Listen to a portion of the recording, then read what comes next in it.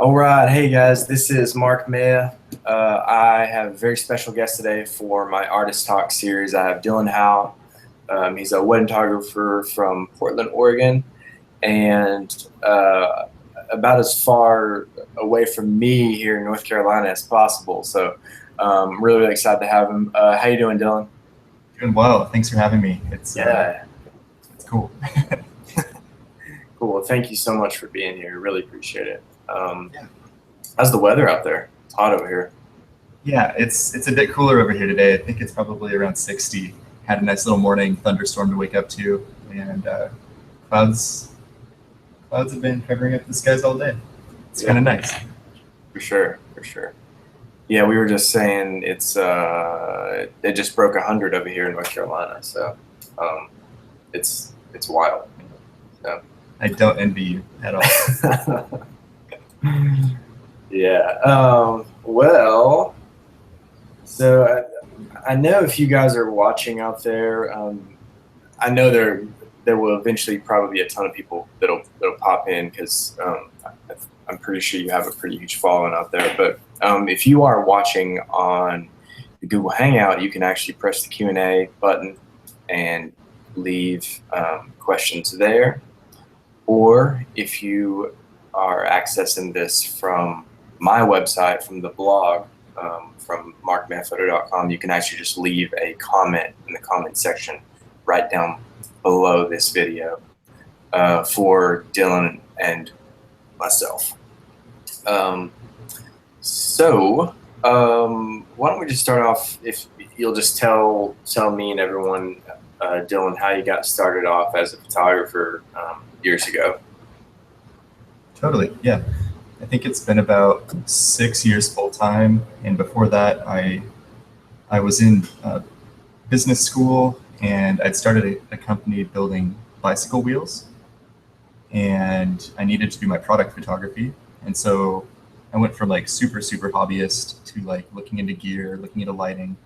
I bought a 5D Classic and was trying to like learn photography for that, and ended up just totally nerding out on photography.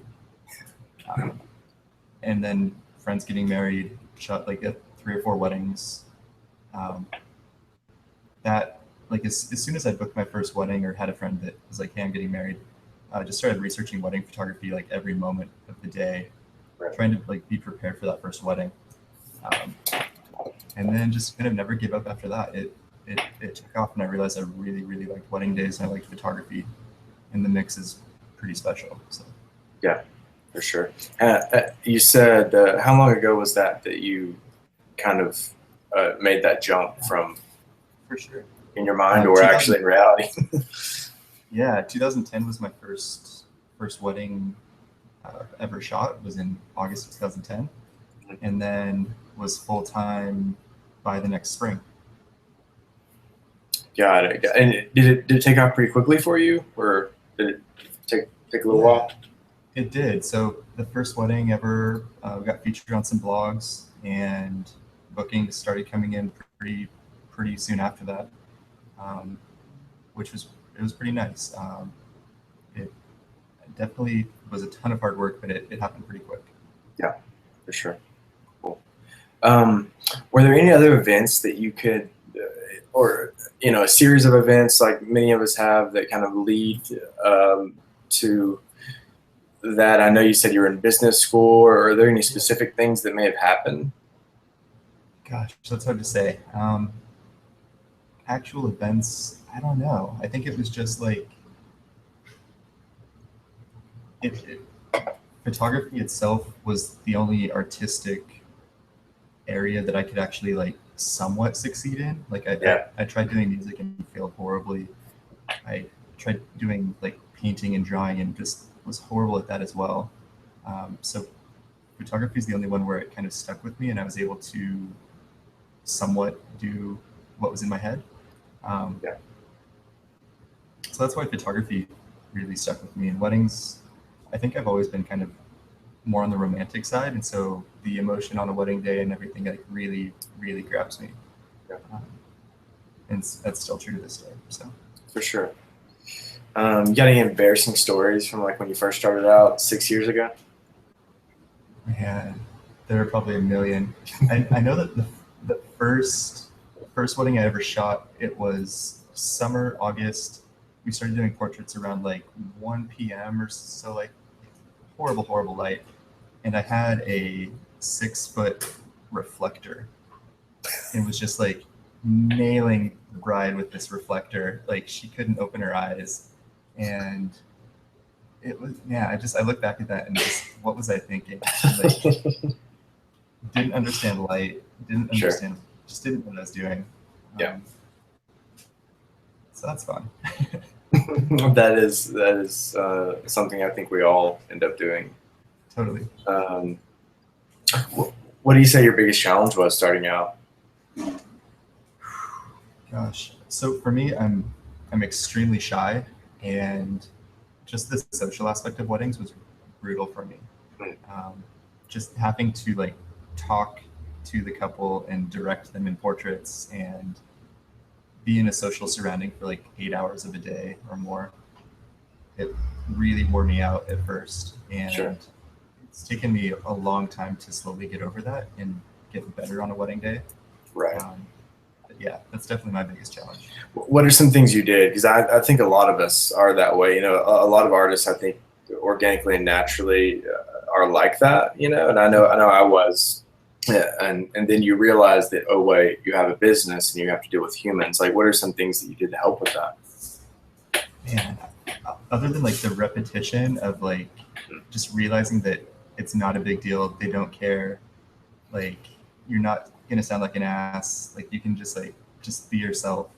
I don't know, I think I'm always too much in my head, like worrying about what people think of me instead of just talking to them. Right. I think it just took tons of repetition, just putting myself in that really hard situation every weekend for 5, 6 years. Sure. Sure. Yeah. I think that, you know, I teach a lot of teenagers and young adults this art form, and there's always this thing I go back to, and I'm like, there's one thing to, you know, learn, like we think we know how to learn, but then there's time spent with something, and there's one of the best teachers, I think, is just being there and being in an environment for a period of time. You know, whether that be light your room or have a camera in your hand, or another human being. I would say that's a similar situation there. Yeah, I totally agree. There's really no substitute. You can read in books and on forums, and you can listen to us tell you what to do forever, but it really doesn't sink in until you go do it over and over and learn for yourself. Yeah, I mean, I think in the photography world, a lot of folks they're kind of scared to take that risk, you know, because they don't know something, so they just don't do it. Yeah. I mean, and then there's a few folks who just say, "Fuck it," you know, we're just gonna do it, and those are the folks that tend to kind of get better a lot quicker. I mean, do you have any tips for folks out there who are kind of just starting out but still hesitant and scared? For sure.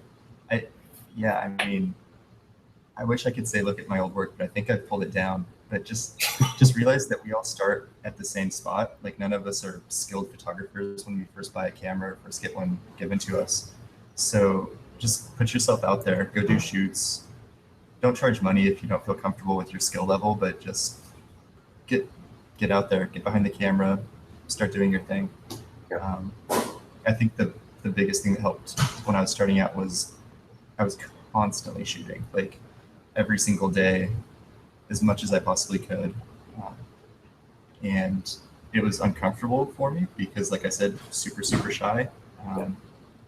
But it really helped. And I think most of that was kind of driven by social media at the start. I coming from like zero, like social media as like a regular person to like, I remember getting like 10 likes on a photo being like, whoa, people love my photography. Sure. And that was kind of like a cool feeling. And so like I'd try to post a better one the next day and just like keep upping my game and that Right. Just out of curiosity, how much did you charge for your first wedding? Yeah, I think it was roughly $1,000. Yeah. Yeah, I can't remember if it was 900 or somewhere right in there. Let's see. I'm going to go to the phones, which is my website. Dan is asking, how many photos do you generally deliver? Cool. Yeah. That has changed a little bit. I used to be full day coverage, and when I was full day coverage, I would generally deliver between 800 and 1,200 photos for a full day. And I've pared it down. Now most of my weddings are between 6 to 8 hours, and I'm delivering about 450 to 600 photos. Are you how many are you actually shooting? Yeah, geez. Man, I could pull up some recent shoots. About 2,500 on an 8 hour day to 3,000. Cool. Yeah. And then I also do a lot of elopements. Those are generally about 3 hours. And I shoot maybe 12 to 1,500 photos and deliver maybe 300. Jessica is asking, how do you balance your time between life and work? Yeah, that's a good question, because right now my balance is pretty dang good. But like I flew in yesterday. I worked all day. I'm a little bit behind on wedding editing right now. Yeah. I'm like right up against some deadlines, but I just take almost too much time for myself, and that's why I'm behind on editing. Like, I wake up, I get coffee, I don't bring my computer, I don't bring anything. I go get breakfast, I go for a bike ride. I really feel like it's important to take care of yourself mentally and physically. Um, and it's so easy to get away from that when you're in the middle of a wedding season. That's why I don't understand how people do full-time jobs and full-time weddings. Yeah. This is just a really stressful, both mentally and physically, a career to be in. So I ride my bike maybe about 10 hours a week. I listen to a lot of music. I drink a lot of coffee. I spend as much time by myself, or not by myself, but away from work as possible. Yeah. Sure. Yeah. I've been enjoying seeing your virtual bike riding photos, which are kind of interesting. Yeah, totally. Those are fun. Do you go to a virtual gym to do this? I have a little gym in my apartment, but yeah, I have like a 13-foot projector that projects on my wall. Cool. And you can ride bikes with people all over the world. It's kind of a cool thing. But while the weather's good this summer, I'm out riding with my bike team and bike friends. Yeah. It's a good thing. Right on. That's awesome. Let's see some of the folks.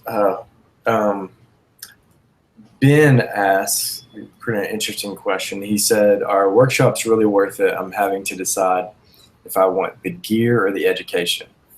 And he's also asking any favorite ones you've taken. Let's see, if you cut out a little bit on the start of the question. Oh yeah. So Ben is asking, he says, are workshops really worth it? He says, I'm always having to decide if I want gear or education. And then he asks, are there any favorite ones you've taken? Totally. Man, I think that some workshops are definitely worth it. One off the top of my head that I've seen multiple times is Sanford's. That is a workshop that is so worth the money, it's not even funny. Yeah. It really depends where you're at in your career, where you're at in your skill set. The workshops that I've taught, I feel like a good portion of the students, I hope, really benefited from them. It just depends. I feel like a photographer definitely needs some gear. I mean, wedding photography, there are photos you can't get without the right gear. Right. That's a given. But that being said, I feel like I could shoot most of my weddings with 2 lenses in one body if I had to. Like it doesn't, I don't know. You don't need everything. Sure. I think that the large conferences I would kind of stay away from as an overall rule. I think that they are a bit into like the cult of personality and not as much actual learning. And it's hard to get, for me, learning out of that environment. Sure. But I've been to some great workshops. Jonas Peterson does a good workshop. Benj Heisch did a mentor session with me when I was really early on in my career, and I'm sure his workshops are awesome. He's a great teacher. Ben Sasso is a great teacher. Yep. Yeah, check him out. Yeah, I agree. All those folks are amazing. I learned a lot from all those guys. And actually, for you guys watching, Sam Hurd is actually coming to my hometown of Durham, North Carolina. He just confirmed with me December 14th of this year. So if you are in the Southeast, check it out. Epic Workshop Durham. So That's right. yeah. And yeah, I would agree. I would say that the big conferences feel a little bit gimmicky to me.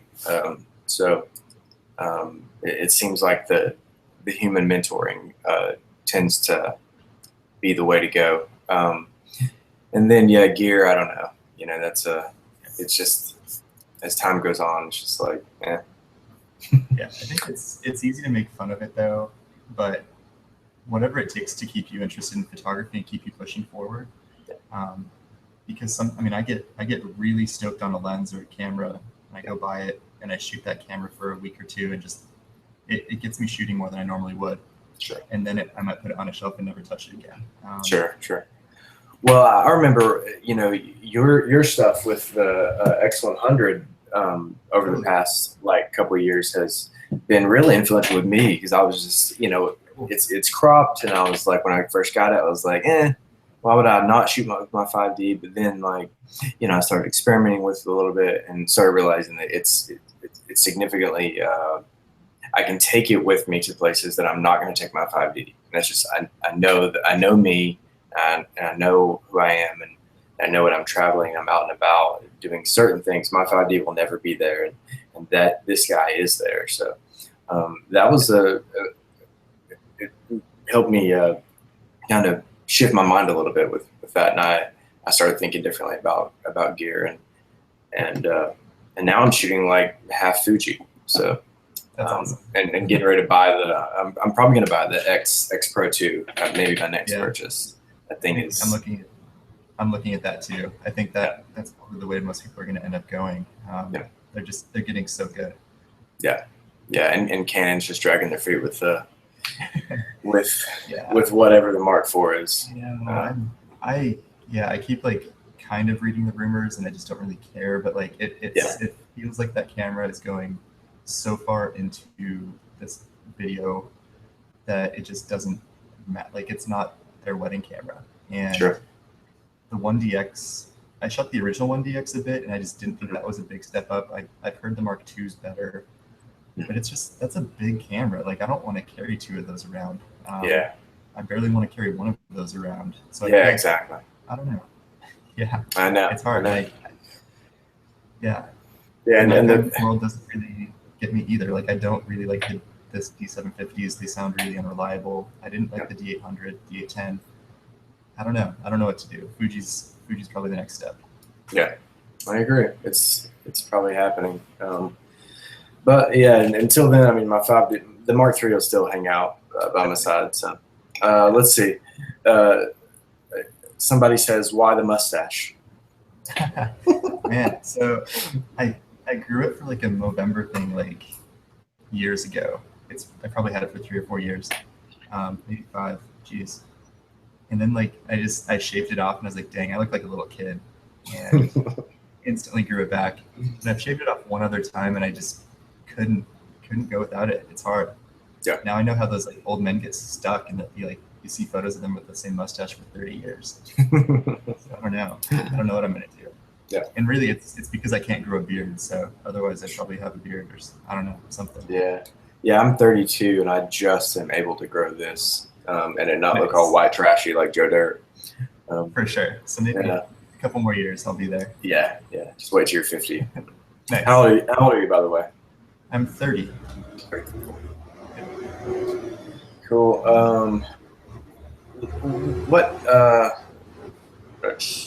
What did you do before? So that means you've been shooting since 24. Yeah. Right? Yeah, shooting weddings at least. What did you do as your trade before that? For sure. I had a few different jobs while I was in school. One of them was like collections call center, where I would just tell people to pay their credit card bills. Huh. That's super fun. That makes you love life. um, I did that, and then my dad had a semi-trailer dealership. I worked for him in a few different jobs, doing sales and doing some different management. So that was pretty fun. It was challenging. Um, it was cool to see a small business and how it really works. And I think I definitely learned a lot that I've applied to my own business. Yeah. But other than that, I was going to school. I was in school for way too long. Never took my degree. Business, is that what you said? Yeah, I started off with business management and then went into economics and finance. Right. And then just kind of gave up. It was a mixture of economic downturn, like really depressing me, like thinking that I was going to get my degree and not be able to do anything with it. Sure. Mixed with just, I'd been in school for too long, and I started to just, I don't know, get really negative about the idea and how much money I was spending on it. So. Right. Let me get your opinion on this. So like I said, I teach a lot of young adults and teenagers, artists, and we have this discussion all the time about school and education, and is it worth it to go to a university or an art school or whatever. What's your take on that? Being actually a photographer who went into business school. Totally. I think I could have done everything I've done so far without ever going to school. But that being said, I've met a lot of people that learned so much in art school that has really helped them. I wish I would have gone to art school. I wish I would have maybe done design school. Still could at some point. I'm not sure. But it's not 100% necessary in any way. But it just depends who you are. If you're self-driven to learn, or if you kind of need somebody to help you out along that path. I do think it took me a lot longer to be able to accept critique because I didn't have like that art school background, and like that has its pluses and minuses, I guess. Yeah, that's really interesting. My wife is a graphic designer, so she has her BFA in graphic design from a university, and she actually almost has PTSD from the style of critique that they give, at these universities. And I was like, this is so interesting because it almost stops her from ever sharing her work. And in one sense, she still makes great work and has it out there, but there's still this like, man, they're almost just like told that everything is shit in college, and then you have one or two teachers that help you and mentor you, but generally they're just like, yeah, it's all shit, They break you down. It's so strange. Yeah, I'm just like, I don't understand. So really weird. That's hard. That's brutal. I think that people should be promoting just to have other artists put everything out there, like to put your work out there in any way. And anything that cuts back on that, I really don't agree with. But right, for sure. Making is better than not making. Totally. Yeah. And I have some really good friends that are incredible artists, and they're kind of like your wife. They're brutally scared of letting the public see their work and letting people see their work. And I don't know, that's hard. Yeah, especially nowadays where your business comes from social media, where you have to continually share, or you're actually not the person who's making. It's really strange because it's all about perception.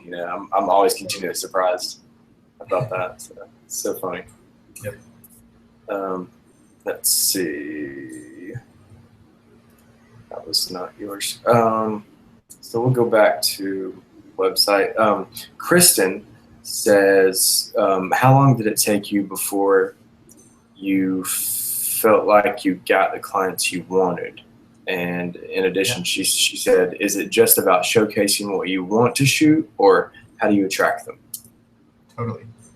Yeah, that's a great question. I don't know. I struggle with that because I don't know what the client is that I want like I think I know that all the time, and I think I've drilled that like because stylistically it's easy. I think it's easy to get like a good looking client with cool style and a cool spot. But what's more important to me is that they connect as people, and that they have a healthy love for my work without being too over enthusiastic, and that they're like they go all in with the photos, and they want to give the actual attention to the photo time and the needs as far as light and everything like that. Um, so that being said, I think I've had good clients all along from that perspective. I, yeah, it's hard. I think it's fairly easy to look at your market and just brand yourself a little bit differently than everybody else and start getting people that are attracted to that. Because I think I had that within maybe 6 months. Right. Um, It's taken so me like 3 years, honestly, yeah, of yeah, posting to Instagram and Facebook for totally. 3 years, Yeah. and Well, people are like, "Oh, I like that." for sure. That's the really hard thing about social media is it's definitely a long game because Yeah.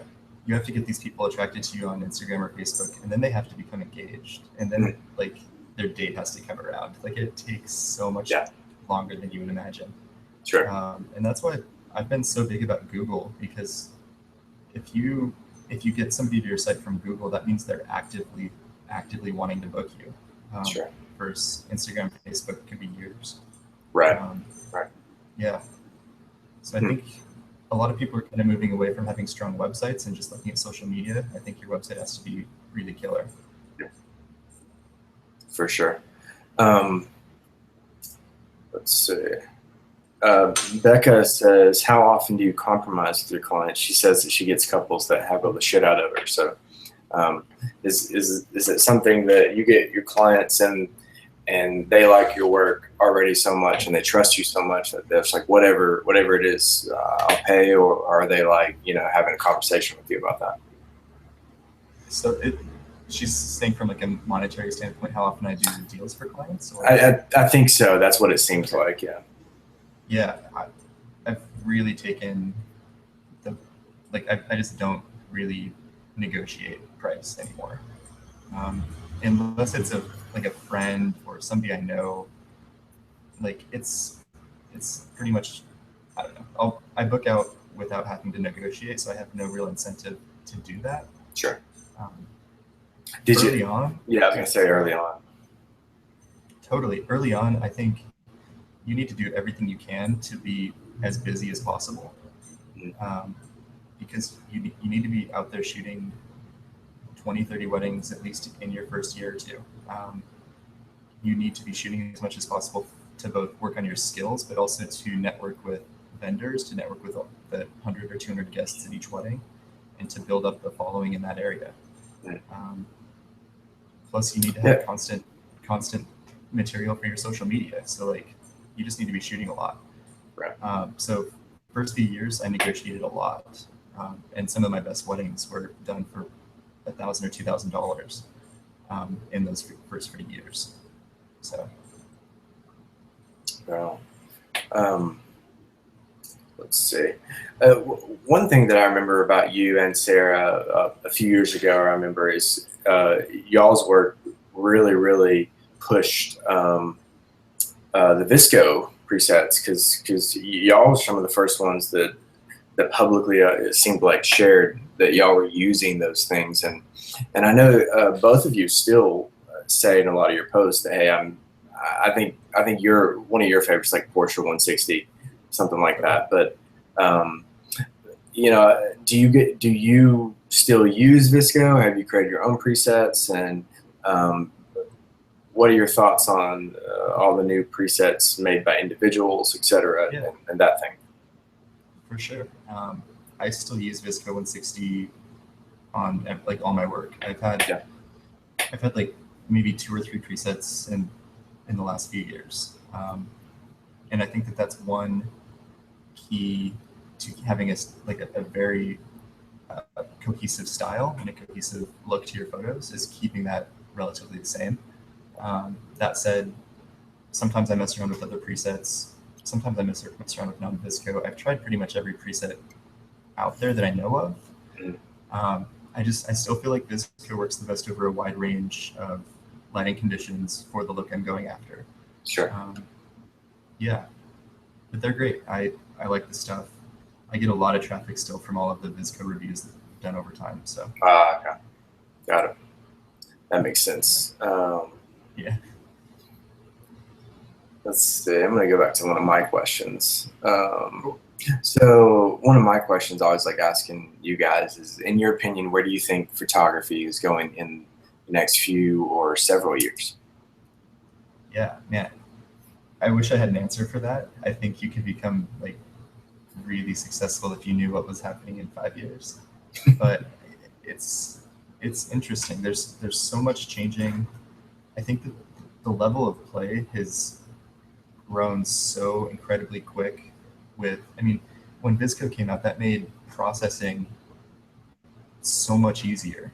Like, people could kind of coming off the street, shoot with a good camera, shooting good light, click a VSCO preset, and it would look decent. Right. And that, I remember taking years in Lightroom trying to get close to a look like that. Just like fiddling with curves, fiddling with every single slider in Lightroom.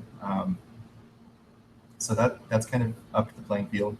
The camera gear is getting just unreal good. It's getting cheaper. I don't know. So I think the competition is just going to continue to rise. I think the level of play is going to keep going up, but it's going to be individuals that don't look at what everybody else is doing that are going to kind of rise to the top, like it always has been. So I mean, like Sam Hurd, his work is now unlike anybody else really. He'll rise to the top. Sure. There's so many people that just don't really care about the trends. So, right.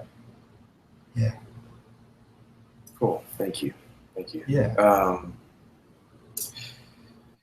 Let's see. Thad asks, what are your thoughts on an established photography business changing its name and branding, but keeps the same look/style of work?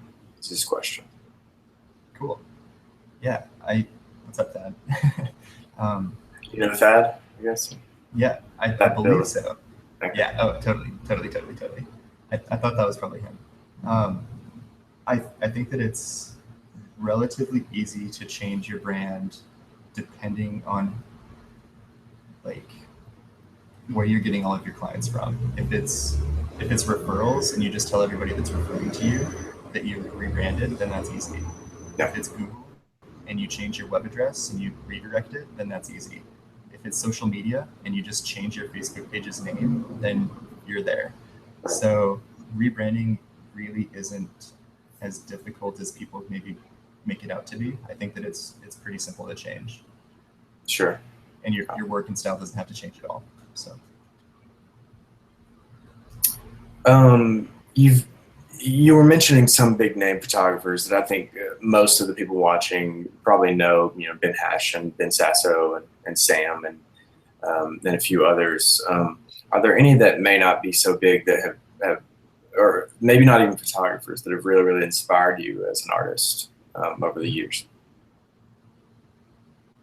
Oh yeah, it cut out. But artists that non-photography that have inspired me. Yeah, maybe other photographers. You know, what I was saying is there's, we all have like these individuals that may not be the big names that have inspired us over the years that that maybe could still inspire some other folks. Do you have anybody in your circles that you follow that's not so big that still legitimately inspires you? Totally, yeah. So I wish I was more prepared for this. I'm so horrible with names, but I feel like I have there's 10 or 15 people I follow on Instagram that have relatively small followings, like a couple thousand followers, that have inspired me for years as far as photography goes. And I'm trying to think of a few names. Dang it. I'll try to get those in a minute. But yeah, dude. If you come up with, you can actually just leave a comment or something on the blog in a comment or something like that, and everybody else can see it. Sure. Yeah. Yeah. And then as far as non-photographers that have inspired me, yeah, like the Chef's Table series has been amazing. Seeing the backstories behind the chefs on Netflix, Yeah. that's been really cool. Um, gosh, I'm so horrible with names today. Anyways, No, that's cool. Okay, right on. Right on.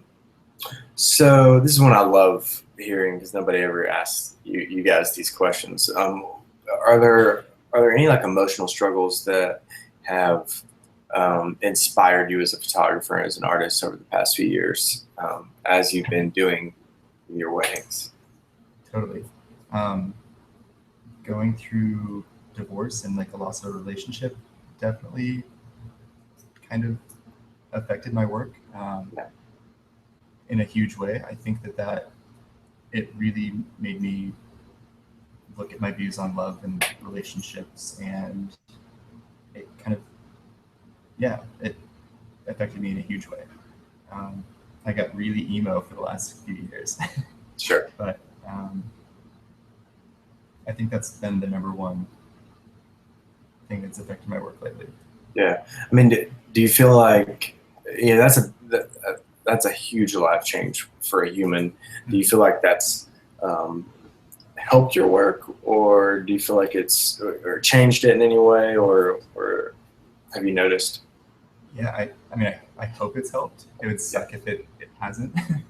um, but yeah, it's made me, I think, really appreciate people's love stories, and I follow them a lot more closely on the day. Like I really look for little clues of how they love each other, why they love each other, and try to capture that for them, and like hopefully show that to them and remind them of that in the future. Yeah. Yeah, it's just really made me respect those feelings a lot more. Right. Well, thank you for And I sharing think that. yeah, totally. Yeah, I think I've tried to pull more emotion into my portraits and my work due to that. So Yeah. Right on. yeah. So let's see. You already talked about that. We already talked about gear. What are your like your top three pieces of gear? Shifting gears pretty dramatically. Yeah, no worries. Gosh, so like you said, the X100T, I've been using that a lot for my personal photography. I just grab it when I'm going anywhere. It's the easiest camera for me to take with me. This is the one that he's talking about right here. By the way, I would agree. This camera, I have a 6-year-old and a 4-year-old, and I'll throw this one in their hands anytime. I won't let them touch my 5D, but like, yeah. So, Yeah, sorry. it's amazing. I try to take it everywhere. And then other than that,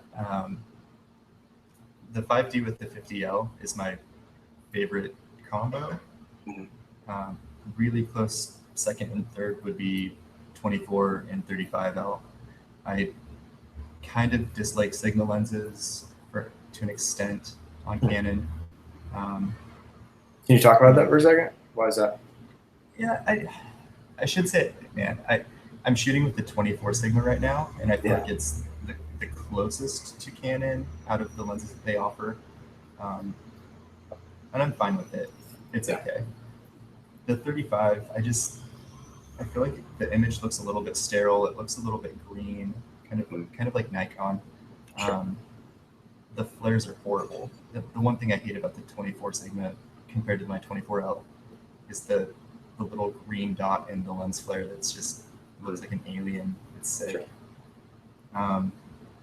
It's just for how I use them. I don't prefer. I think I'm really used to the very magenta, very warm tonalities that come from the Canon L glass. Right. So mixed with, I think that the 35L is too sharp. But that might just be me. Yeah. Yeah. But I'm also used to soft Canon lenses and photos that are barely in focus. So. Right. Sure. Yeah. Other than that, camera gear. I was shooting 4x5. I really like it. I have an old speed graphic with a Aero Ektar lens, but my cat knocked it off of a shelf a few months ago, and broke it. So that Is your cat still under your blanket back there, by the way? It like shot under your Yeah. blanket as soon as you start talking, so it's sleeping right there in that little hump, right? For sure. Yeah, that's Taco. Taco the cat. Yep. Taco cat spelled backwards is Taco cat. It's pretty cool. Let's see. Micah wants to know, what do you find is the best way to get featured on a blog? Yeah.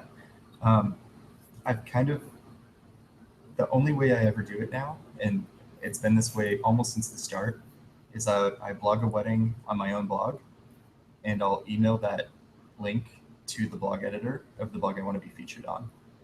I rarely take the time, if ever, to use their own submission guidelines, send them the images in their own sizes that they want, and get the write-up for them before they say that they're accepting it. Because I'd rather put the work on their end. Just tell me if they want it or not, and then I'll do the work on my side. Yeah. So you basically kind of cold email. Totally. And I mean, I've built relationships with a few of the blogs, so that they're cool with that. I just anymore, I feel like the blogs have lost a bit of like the traffic that they once had, the audience that they once had, especially on social media. Right. And so it's a little bit more, I don't know, it's a little more irrelevant than it used to be. So I'm not going to go through the time of like exporting detail shots at the right sizes just to get a link from them that might get like 50 clicks on my site, if that, and like a few likes on social media. It's just not worth the time for me. So I do it as easy as possible. Right. Yeah. Let's see what else. Looks like all those have kind of been answered. Let me get back to my questions here. I've basically covered all my questions. Hey, do you have a question for me? This is a new thing that I'm starting to do. Totally. Yeah, what's inspiring you right now, like in photography or life, or what's driving you? Yeah. I think the thing for me that continually drives me is,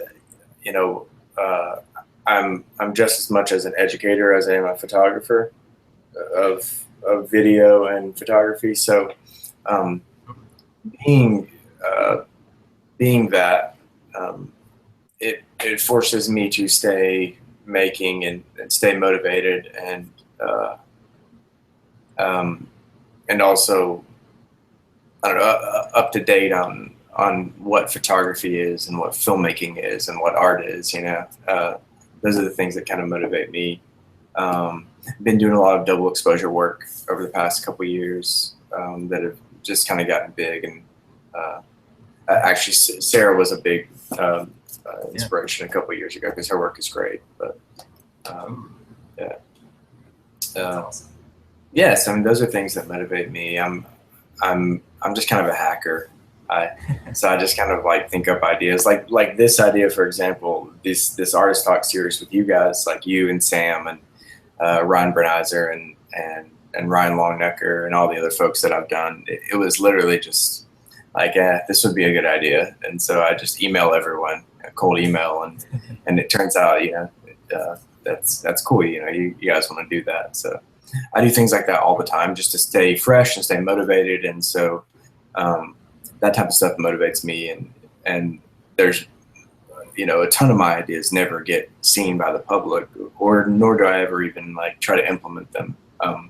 Just because that's the way it is. But that's amazing. I really appreciate people that are like that, kind of that entrepreneurial or innovating spirit. I feel like that's a common trait around a lot of the people that I really like to be around and follow and be friends with. That's cool. Thank you. Like Ben Sasser's been a big inspiration of mine with his work, his online education stuff, and just watching him interact with the public and stuff. It's been good. Awesome. Yeah. Well, you got any more questions for me? Are you reading anything right now? I'm not. Oh, am I reading anything? I'm actually Yeah. reading The Hobbit right now. Cool. That's Yeah, awesome. yeah.